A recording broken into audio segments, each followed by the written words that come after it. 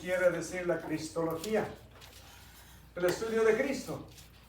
Como estudiamos la semana pasada, la neumatología, que es la doctrina del Espíritu Santo, ahora vamos a estudiar la cristología, que es la doctrina de la persona, la obra, el trabajo de nuestro Señor Jesucristo. Y lo maravilloso es que tenemos un Dios que podemos conocer, claro, limitadamente, ¿verdad? De acuerdo a nuestra capacidad. Porque Dios es tan inmenso que todo lo cubre. Imagínense qué tan grande es el universo. Sin embargo, la presencia de Dios está en todo lugar del universo. Porque es omnipresente. Omni quiere decir todo. Quiere decir todo. Está en todo lugar. Dirán, bueno, está en el cielo, ¿verdad? Claro, lo creemos. ¿Está en el infierno? Sí, la presencia de Dios en el infierno, en su ira y en su justicia. Pero nosotros no queremos estar ante su justicia. Nosotros estamos ante su gracia, ¿verdad? Porque hay quien, ¿han oído que dicen, alguien ha dicho que Dios no es justo? Bueno, Dios sí es justo. Y el que quiere que Dios sea justo, quiere decir que está pidiéndole a Dios que le aplique su justicia. Y su justicia lo va a enviar al infierno. Porque todos somos pecadores. Nosotros no creemos la justicia de Dios, nosotros creemos la gracia de Dios. El perdón de Dios, la bendición de Dios, ¿verdad? Porque la justicia de Dios está en el infierno. La gracia de Dios está en el cielo. Y la gracia de Dios está con los que van al cielo. Y como les digo, si estamos en Cristo, ahí vamos a ir. Vamos a estudiar la Biblia. Nos presenta a Jesús de diferentes maneras y les diría con diferentes ilustraciones. Por ejemplo, el Evangelio de Mateo es representado por un león. Y es el rey, ¿verdad? Y es porque era directamente a los judíos. Por eso mucho en el Evangelio de Mateo leemos donde dice, y esto fue hecho para que se cumpliera la Escritura. Esto es para que se cumplieran las profecías, porque los judíos querían saber que verdaderamente Jesús era el Mesías. Y él se los presentaba. Mateo era el Evangelio dedicado a los judíos. Ahora, el Evangelio de Marcos está representado por un toro, que es un animal de servicio, ¿verdad? Porque él vino a presentar a Jesús como el servidor, el que vino a dar su vida por nosotros. El Evangelio de Lucas es representado por un hombre, presentando a Jesús como Dios y hombre. Ahora, el Evangelio de Juan está representado por un águila. Y eso representa la divinidad de Dios. Es el águila es reconocido como la reina del... ¿El escudo? El escudo, bueno, el escudo también, ¿verdad? De las aves. Y es la divinidad de Dios. Ahora, hay muchas religiones en el mundo, ¿verdad? Hay muchas sectas también. Por ejemplo, la religión musulmana fue fundada ¿por quién? Por Mahoma. ¿Dónde está Mahoma? Está muerto.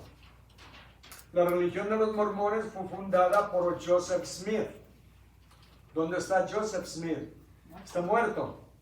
La religión de los testigos de Jehová fue fundada por Charles Taze Russell. ¿Dónde está Charles? Está muerto. ¿Dónde está Buda de los hindús? Muerto. Está muerto. ¿Dónde está Jesús? Vivo. Jesús está vivo. Y lo tenemos aquí. Jesús está vivo. Esa es la gran diferencia. Amén. Cristo, Jesús es el cristianismo. Y el cristianismo es Jesús. Sin Jesús no hay cristianismo. Amén. Sin Jesús no habría ninguna esperanza de salvación. Cristo es el que vino a dar vida, el que vino a darnos la esperanza. Y no es maravilloso. Por ejemplo, las sectas, sus fundadores murieron. Todos los que mencioné y muchos más que hay, todos murieron, pero su doctrina, su religión sigue adelante. Cristo está vivo. Y Él es eterno. Él es eterno. Todas estas sectas, todas estas religiones un día van a pasar. Pero Cristo está vivo por toda la eternidad. Y Él está con nosotros para siempre. Amén. Y por eso es tan importante conocer quién es y a qué vino. Porque nuestra salvación depende de Él, nuestra vida en este mundo depende de Él, y nuestra vida espiritual, nuestra vida eterna depende de Él. Y si estamos en Él, con Él, estamos seguros. Amén. Vamos a la presencia de Dios. Vamos a ver, por ejemplo, en lo que le llamamos la encarnación. La doctrina de la encarnación es cuando Dios se hizo hombre. Jesús vino y tomó carne humana, piel humana, para representarnos y podernos salvar. Un ejemplo. Hagamos de cuenta que cada uno de nosotros tenemos 3 corderitos blancos, bien lindos. Los bañamos, los alimentamos, los abrazamos, los cuidamos. Pero pongamos un ejemplo.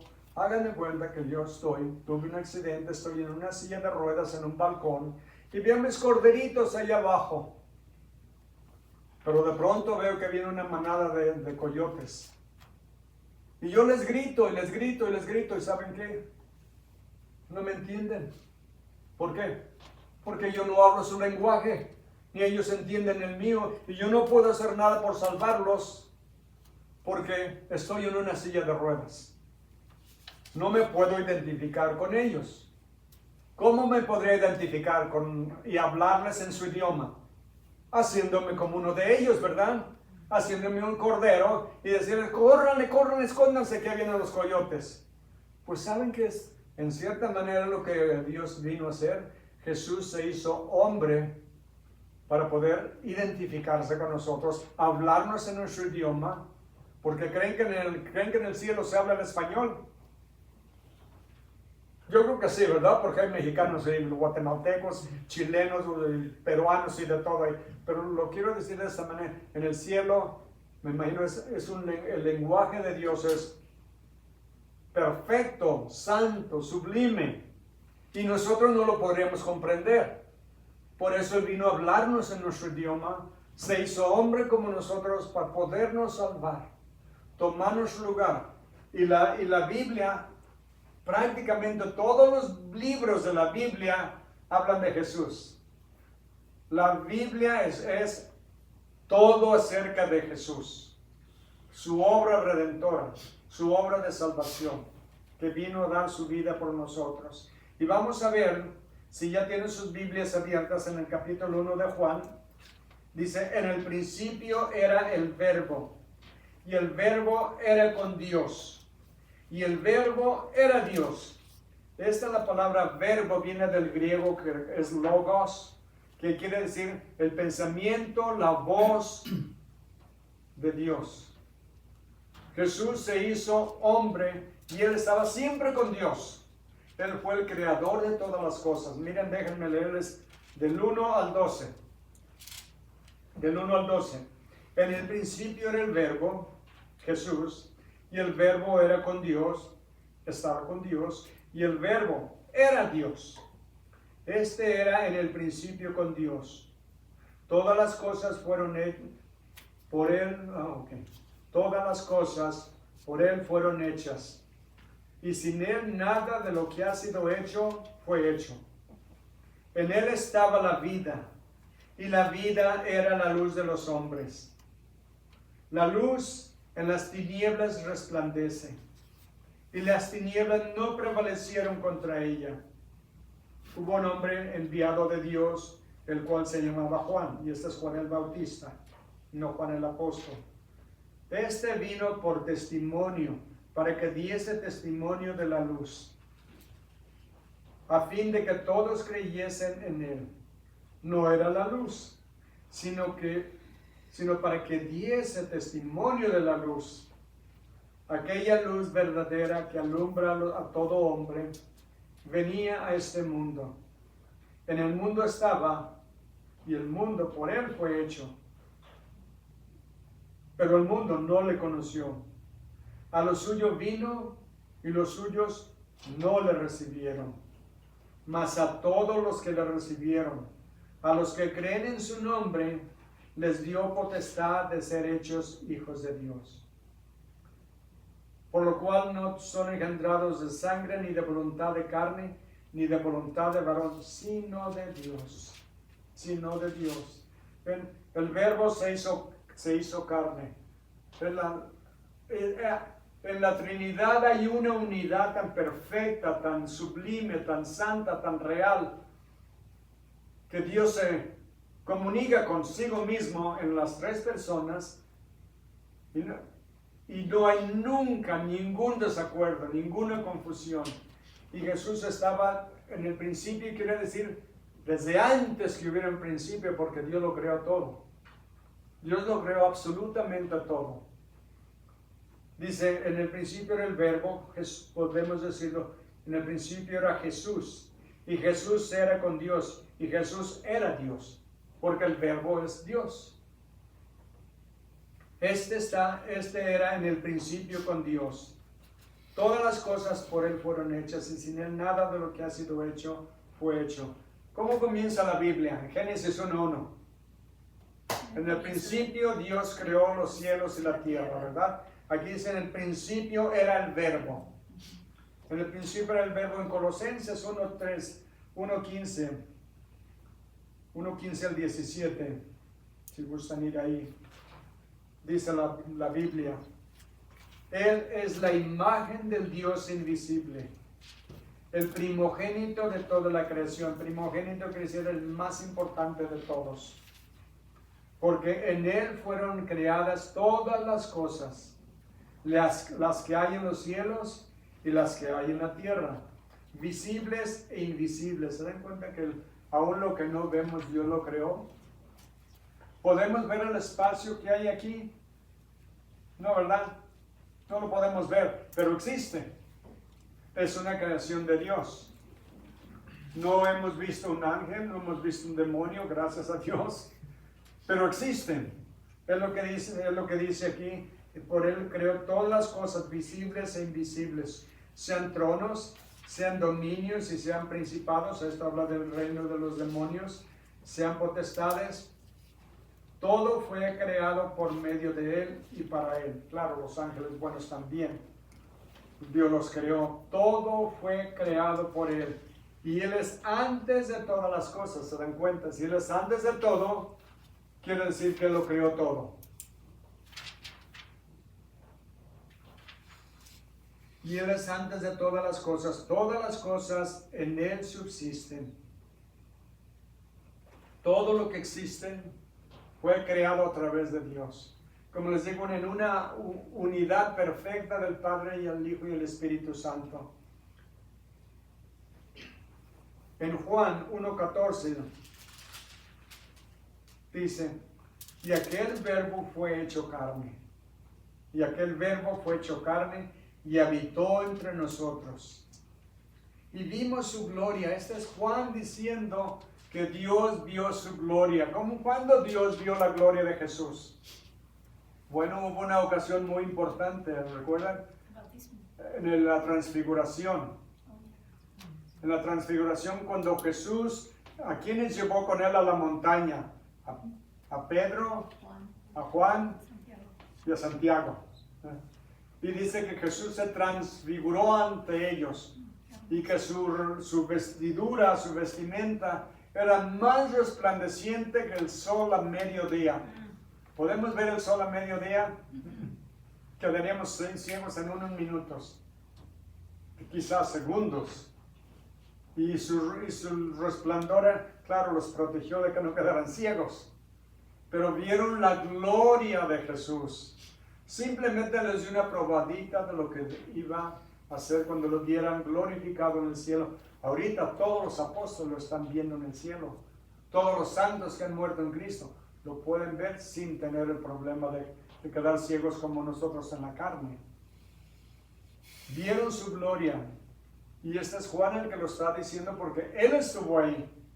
Él estuvo allí, él puede testificar. Él vio la gloria de Jesús. ¿Recuerdan? Y luego les dijo, cuando bajaron de la montaña, les dijo que no le dijeran a nadie todavía. Todavía. Después podían decirlo como lo escribió aquí en el Evangelio. Dicen, y vimos su gloria, gloria del unigénito del Padre, lleno de gracia y de verdad. Juan dio testimonio de él y clamó diciendo, este es de quien yo decía, el que viene después de mí es antes de mí, porque era primero que yo. El que da testimonio aquí es Juan el Bautista. Él vio, ¿recuerdan? Les dije cuando en Juan 1:39, 1:26, cuando dice que aquí el Cordero de Dios que quita el pecado del mundo. No, perdón, es el versículo 29. El siguiente día vio Juan a Jesús que venía a él y dijo, he aquí el Cordero de Dios que quita el pecado del mundo. Este es aquel de quien yo dije, después de mí viene un varón, el cual es antes de mí, porque era primero que yo. Y yo no le conocía, mas para que fuese manifestado a Israel, por eso vine yo bautizando con agua. No sé si notaron algo aquí. Dice, después de mí vino un varón, el cual es antes de mí. ¿Notaron eso? Viene un varón que es antes de mí. ¿Quién nació primero, Jesús o Juan? Juan, 6 meses antes. Pero está diciendo que era primero que yo porque él era eterno. Jesús es eterno. Nació 6 meses después de Juan. Pero Jesús es eterno y por eso es a lo que se refiere.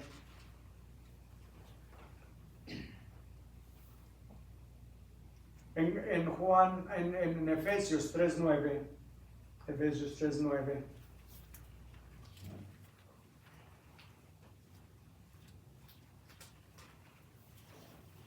no lo marqué.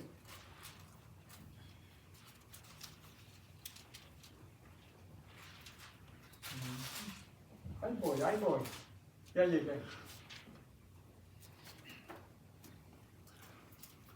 Dice, y de aclarar a todos cuál sea la dispensación del misterio escondido desde antes de los siglos en Dios, que creó todas las cosas. Este misterio de la encarnación de Jesús, ¿saben que era un misterio que estaba oculto en la Biblia, en el Antiguo Testamento? Nadie sabía. Nadie sabía, por ejemplo, en la Biblia, en Isaías capítulo 52, habla de Jesús donde dice que fue tan golpeado que no parecía ni un ser humano. Lo golpearon tanto, lo desfiguraron, que no parecía ni un ser humano. Isaías 53 describe prácticamente claramente todo lo que iba a sufrir Jesús. ¿Saben que los judíos hasta este día en la sinagoga no leen Isaías 53? ¿Por qué? Porque no lo pueden explicar. Porque habla tan claramente de todo lo que sufriría Jesús, y como Jesús ya lo sufrió y lo vivió, y como no quieren reconocer a Jesús como su Mesías, mejor no lo explican, no lo leen. Inclusive un pastor que vi el otro día en la televisión, en el YouTube, estaba hablando con un rabino o un rabí judío y le dijo que la tierra de Israel le pertenece a los judíos. Y este rabino liberal dijo, no, los judíos no tienen derecho a la tierra. Y le dijo el pastor, sí, está en tu Biblia. Dijo, no está. Dijo, deja enseñártelo. Y tuvo que enseñarle a un judío la Biblia, que dice que Dios le dio la tierra a los judíos para toda la eternidad. Amén, gloria a Dios. El Salmo 22 describe claramente la crucifixión de Jesús, pero no lo entendían. Decían ellos, ¿cómo es posible que el Mesías muera si viene a reinar? Hay muchas escrituras, muchas profecías en el Antiguo Testamento de que Jesús iba a venir a reinar en el trono de David. Y ellos estaban esperando a ese Mesías Por eso cuando vino Jesús, se preguntaban si sería verdaderamente el Mesías que estaban esperando. ¿Por qué lo rechazaron? Porque no se defendió, porque se dejó crucificar, se dejó matar. Por eso los judíos no lo aceptan. Lo que no entendieron que hay muchas escrituras como en Isaías 53, 52, Salmo 22 y otras más, muchas otras más, que tenía que venir a morir. Porque tenía que venir a morir para pagar por nuestros pecados. No a reinar en el trono de David físicamente, un día lo va a hacer cuando regrese. Hay muchas profecías que va a regresar a reinar en Jerusalén, en el trono de David, durante el milenio y después por toda la eternidad. Ahora, ¿se cumplen las profecías? Claramente, todas. Si hay una confusión, ¿saben dónde está la confusión? En nosotros. Amén. Que no discernimos, no entendemos las escrituras. Pero si las estudiamos, nos damos cuenta que no hay ningún error en la Biblia. ¿Por qué no puede haber errores en la Biblia? Porque Dios no comete errores. Dios es perfecto en todo lo que hace y en todo lo que dice. Amén. Y todas las profecías que tenían que haberse cumplido hasta ahorita, ya se cumplieron. Jesús cumplió más de 300 profecías en su primera venida. ¿Saben cuántas hay de su segunda venida? Como 3 por 1. Hay unas cientos de profecías que va a regresar. ¿Creen que va a regresar? Amén. Sí. Ya viene en camino, podríamos decir. Sí. Todas se van a cumplir. Todas se van a cumplir. Por eso cuando estudiamos la Biblia y vemos todo lo que se ha cumplido, ¿cómo podemos dudar que las demás se van a cumplir? Todas absolutamente se van a cumplir. Recuerden lo que dijo, he aquí yo vengo pronto. Y decimos, bueno, pero ya hace 2000 años, ¿cómo que vengo pronto? Déjenme decirles, para Dios no existe el tiempo. Dios es eterno. En la eternidad se medirá el tiempo, lo más probable es que no. Pero aunque se mida, no tiene fin. Por ejemplo, la creación que conocemos. El tiempo es una creación de Dios. Nosotros no podemos entender vivir fuera del tiempo, ¿verdad? Porque estamos supeditados, estamos controlados por minutos, por horas, por meses, días y años, por el tiempo. Pero Dios no está sometido al tiempo. En la creación, cuando Dios creó la materia, creó también la energía y creó el espacio también.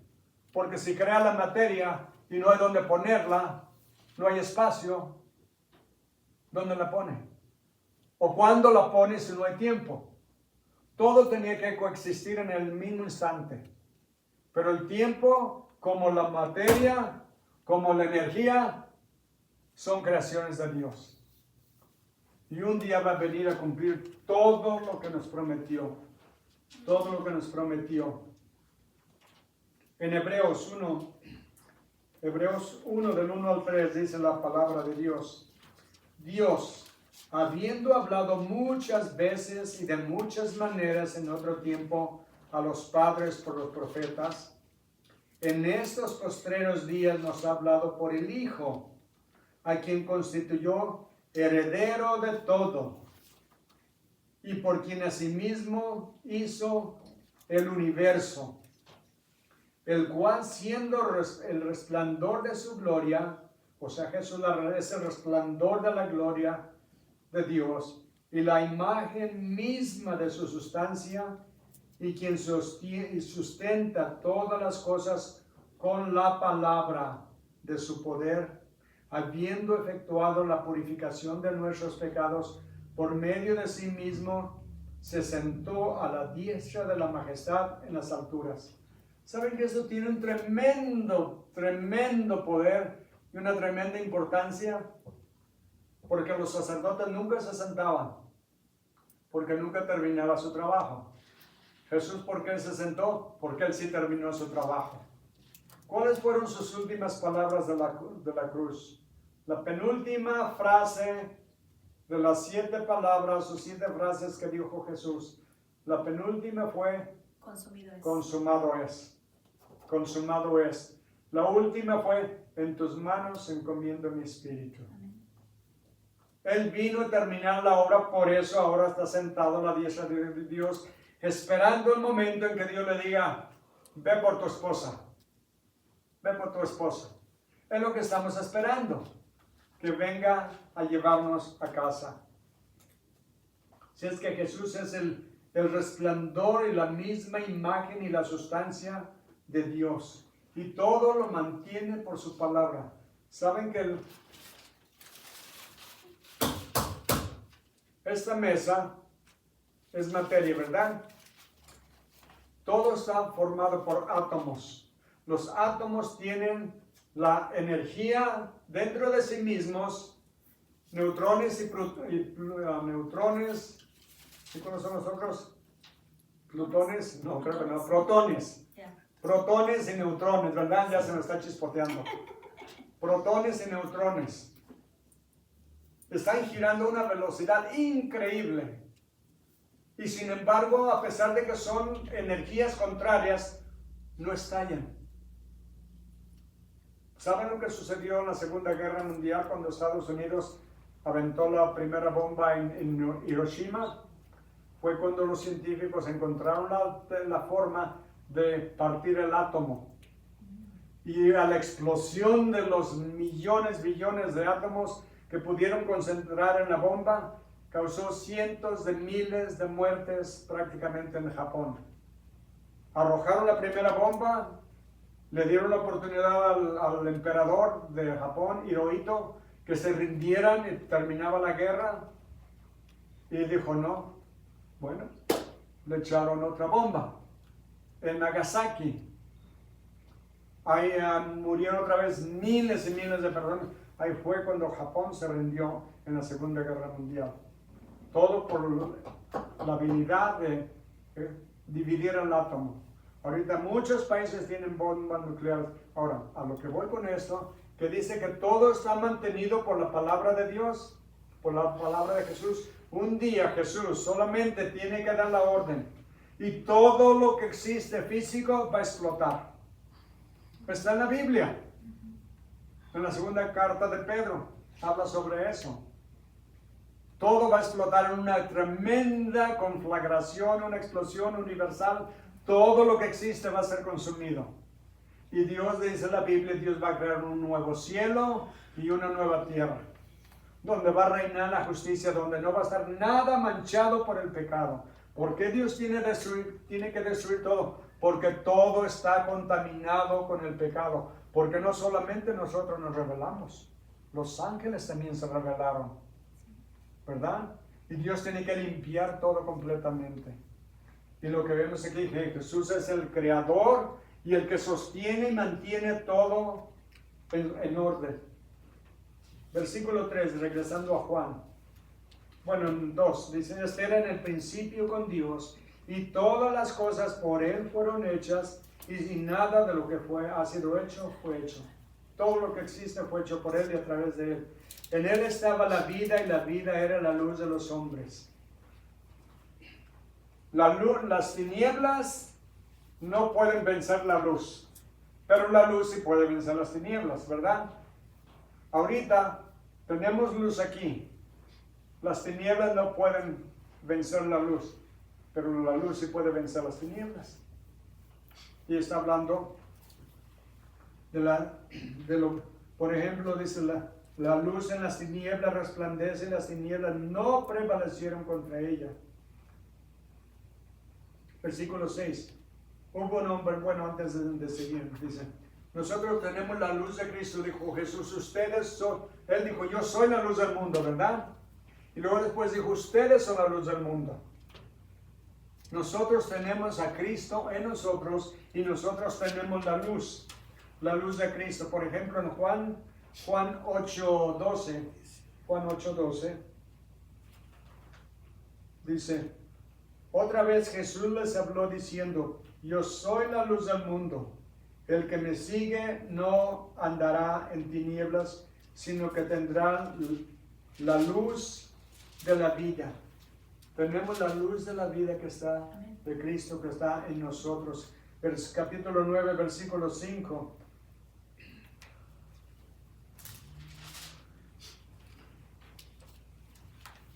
Dice, entre tanto que estoy en el mundo, yo soy la luz del mundo.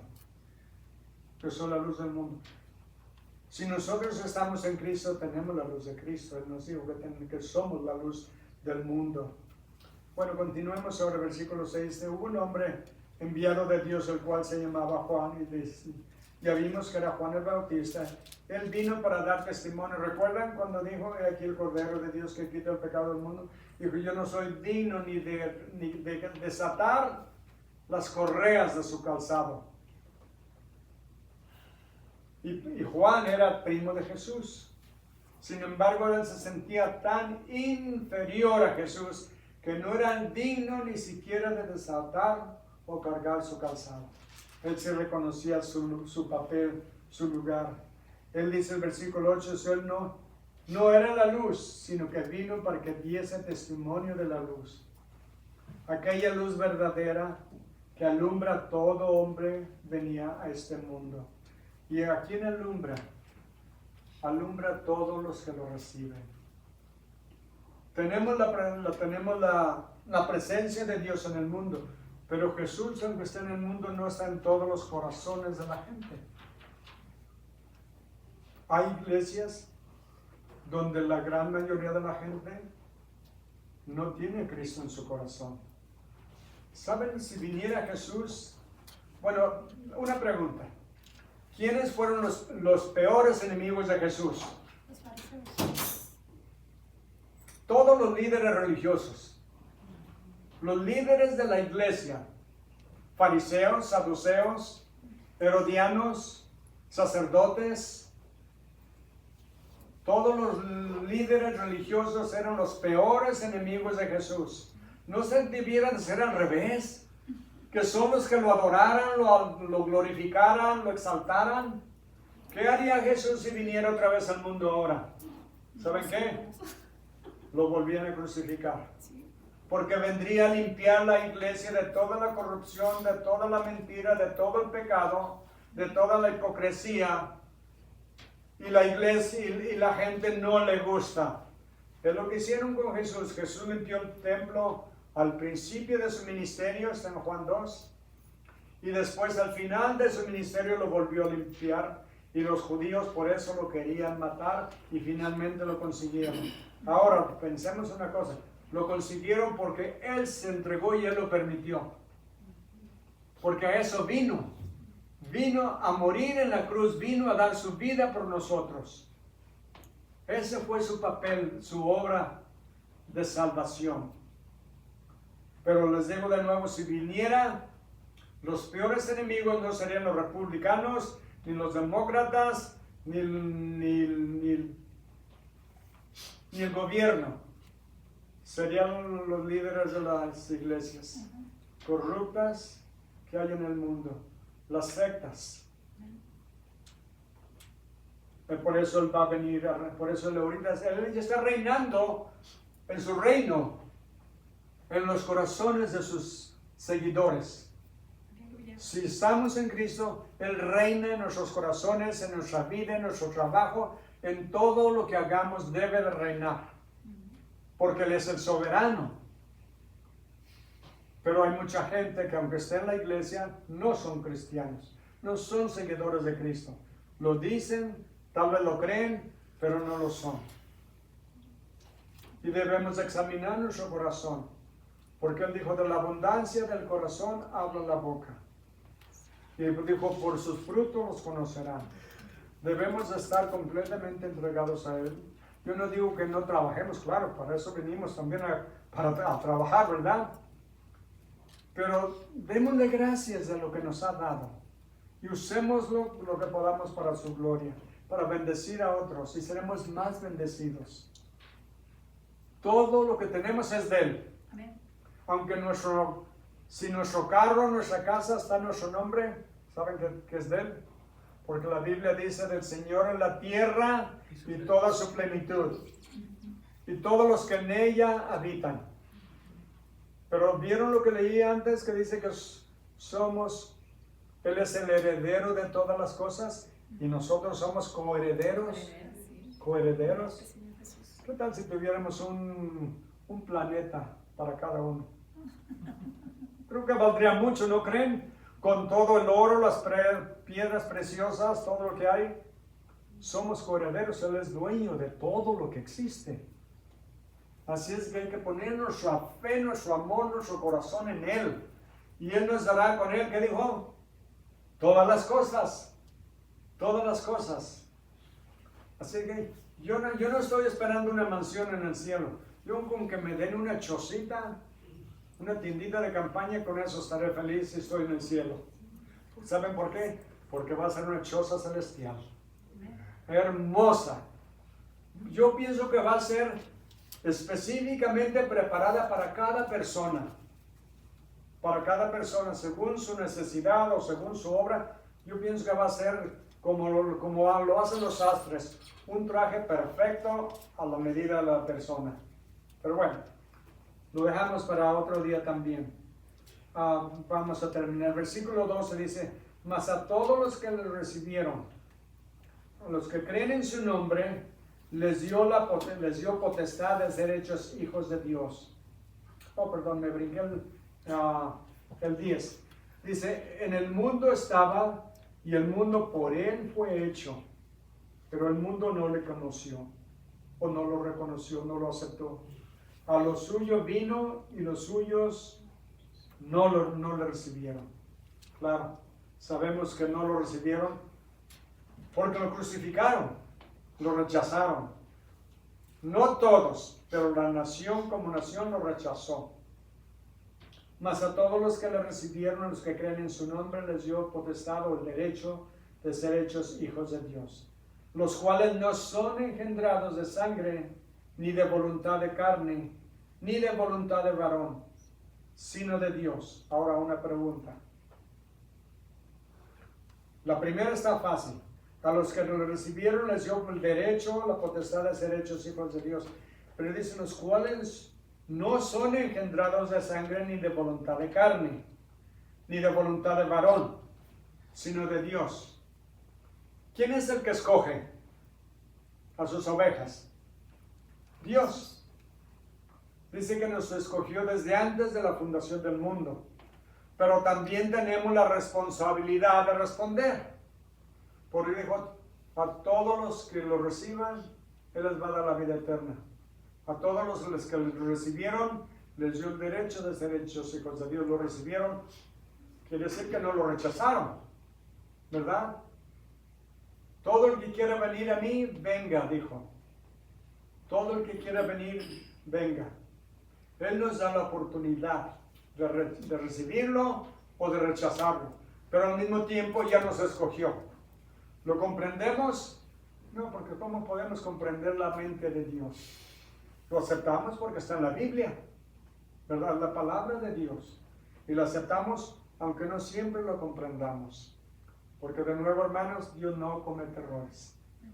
Dios nunca se equivoca. Así es que confiemos en su palabra, en sus promesas, y vivamos cada día dándole gracias por todas sus bendiciones, por todo lo que ha hecho y hará por nosotros. ¿Creen ustedes que los que ya partieron, que estaban en Cristo, lamentan lo que no hicieron aquí? No tuvieron una casa más, no tuvieron un carro más nuevo, más caro, más fino. Yo creo que no se acuerdan nada, porque dice la Biblia que las cosas pasadas no van a venir a la memoria. No van a venir a la memoria. ¿Por qué? Porque vamos a estar en un lugar tan maravilloso que lo de la tierra ni lo vamos a recordar, ni nos va a importar. Pero lo importante es lo que hacemos para Él y lo que hacemos para otros en su nombre. Amén. Amén. Amén. Vamos orando. Padre bendito, lo adoramos, lo exaltamos y lo glorificamos. Le damos toda la honra y toda la gloria. Le damos las gracias por todo lo que ha hecho por nosotros, lo que hace y lo que hará. Le doy gracias, Señor, por mis hermanos y hermanas que vinieron en este día a presentarse ante usted, a darle la honra y la gloria, a cantarle alabanzas y a entregarle sus corazones. Bendígalos, guíelos, protéjalos, guárdalos. Y pedimos, Señor, por todos los damnificados en Texas por estas tremendas tormentas que cayeron, y hay decenas de muertos y desaparecidos.